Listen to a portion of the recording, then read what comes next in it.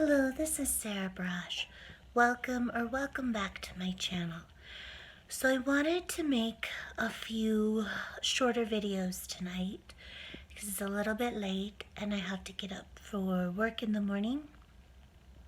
So I want to talk about what a lot of people are talking about right now, which is the latest Living While Black race hoax that was perpetrated by Yale, this time by the Yale Law School admin.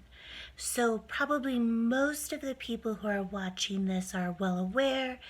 There was actually a Native American Yale Law School student, I believe he pronounces his name Trent Colbert. He has been using his own name, naming himself in the press and the media, so I feel comfortable naming him. And so he's, I think, one of the leaders of the Native American Law Students Association. And so he sent out, I guess, on some kind of group me server list, whatever it is.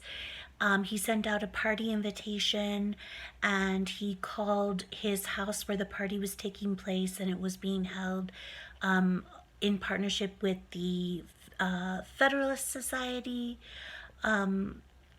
at Yale Law School, and he called his house a trap house, and he said he was serving basic bitch hors d'oeuvres and foodstuffs, and mentioned Popeye's chicken. So apparently, in particular, the Black Law Students Association at Yale Law School, the leaders of that association, got very upset and construed this party invite that was sent over this GroupMe list serve or whatever they call it, they construed it as racist.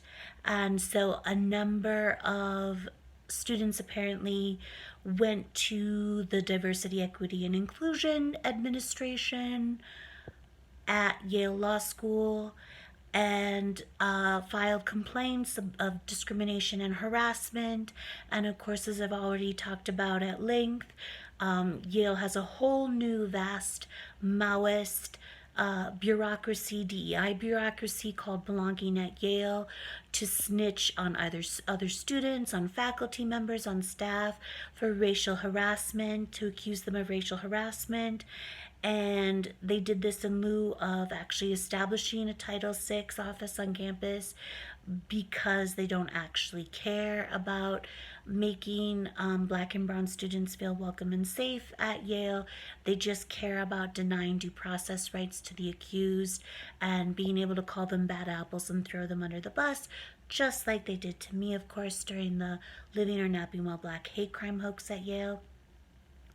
Now, this became a huge sort of national hullabaloo, including in the press, because this student, he was called into the DEI administrative offices, and they basically made thinly veiled threats against him, telling him that the fact that he was a member of the Federalist Society was triggering to other students, especially Black students at Yale Law School, and basically made thinly veiled threats that they were going to disparage him to the Character and Fitness Committee when he applied for bar membership, and basically made thinly veiled threats that they were going to ruin his career, his future career prospects, and etc. And the DEI administrators at the Yale Law School are the ones who did this. So this student, this Trent Colbert, I don't know if he pronounces his name Colbert. I'm just pronouncing that like, Stephen Colbert, like the Colbert Show. I'm not sure if he pronounces it that way. But this student, Trent Colbert, he actually secretly recorded his conversations with the DEI bureaucrats, administrators at Yale Law School when they were making these thinly veiled threats against him, saying that they were going to ruin his career. And so he recorded this conversation, and then he gave it to the press, and then the story just exploded in the press. It was Aaron Siberium. I'm not sure how he pronounces his last name either, who wrote the first piece for the Free Beacon, I believe, and then other journalists and op-ed writers followed suit. So now there has been an extraordinary showing of support for this student, for this Yale Law School student, Trent, and I am absolutely thrilled. I'm absolutely thrilled, and I'm so happy that people are waking up to the woke tyranny on college campuses, including at Yale, and that what was being done, what has been done to this student, is deemed to be absolutely, horrifying, antithetical to what is the supposed mission of Yale Law School and Yale University. And I'm so pleased, I'm absolutely thrilled to see that.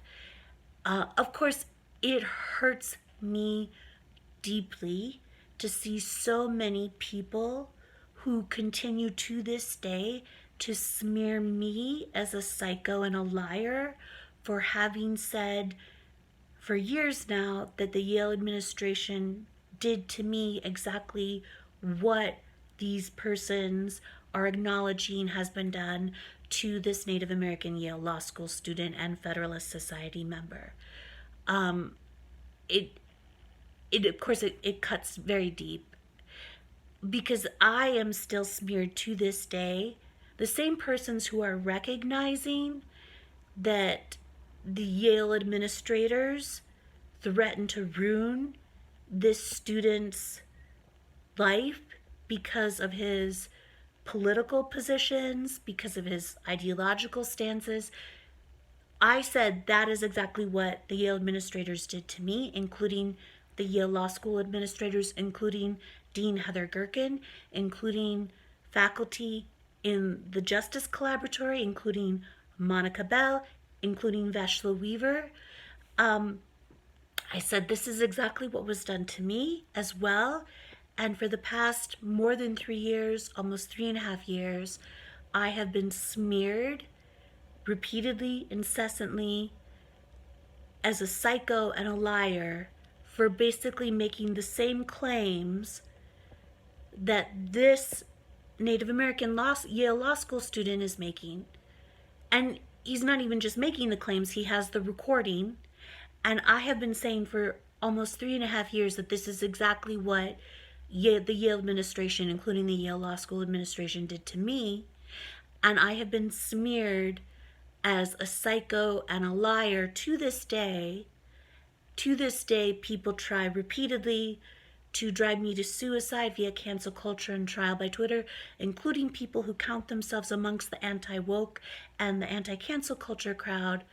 I've been called a psycho, I've been smeared as a liar, and for saying the exact same thing, basically, saying that the Yale administration did to me what they are now acknowledging has been done to this other Yale Law School student, and they're offering him he's getting just extraordinary support. And I'm so thrilled that he's getting that support. And I'm so thrilled because this can only be good for me too. But it cuts so deep that these persons now are not acknowledging the harm that they did to me by joining the witch hunt at Yale, by calling me a liar and a psycho. And they still won't stop. They still won't apologize. And it hurts. It's upsetting. I don't want this video to be too long. I just wanted to make a bunch of shorter videos. I have a lot more to say about this story, and I'm going to make a bunch of short videos tonight about it.